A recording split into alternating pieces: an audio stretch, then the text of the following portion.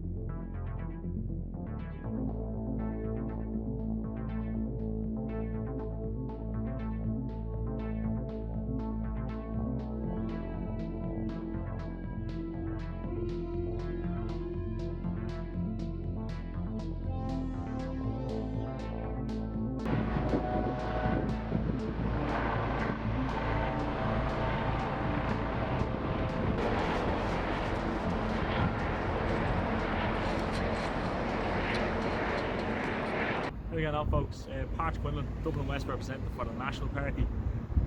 Just basically want to give you a recap on what we got up to today. So we started the day off nice and early, about 9 o'clock this morning. A couple of the guys and myself met at Fingal County Council offices in Blanchetown. We got the pop-up ready, we had the pop-up out, we done a bit of leafleting around the area, interacting with locals. We distributed the Ireland Neutrality Shattered leaflet that talks about the way we're just after handing away Irish neutrality for international finance capital. And we also had the inflation buster leaflets as well, addressing the rising cost of living and things like this. Good conversations with people all morning. We moved off then, after about an hour there, we moved off.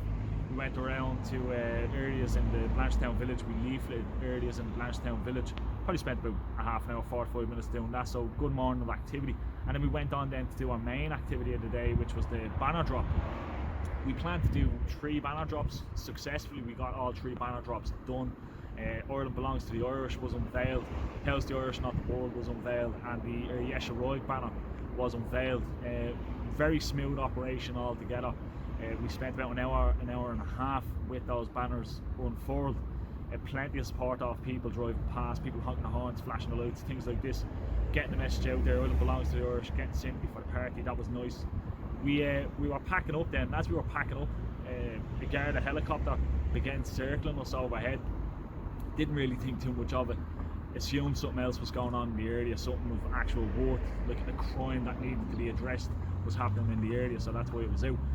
But after we were walking for about 20 minutes to get back to the car, the Garda helicopter was definitely circling us. I was like, right, something's going on. We got up to the Bell pub in Blanchetown. Anyone that knows the area, there's kind of like a little crossroads at the Bell pub coming from Castleknock. The guards came up around the corner, made eye contact with us, put the window down, said, go into the car park there and we'll have a conversation. So just over my shoulder here,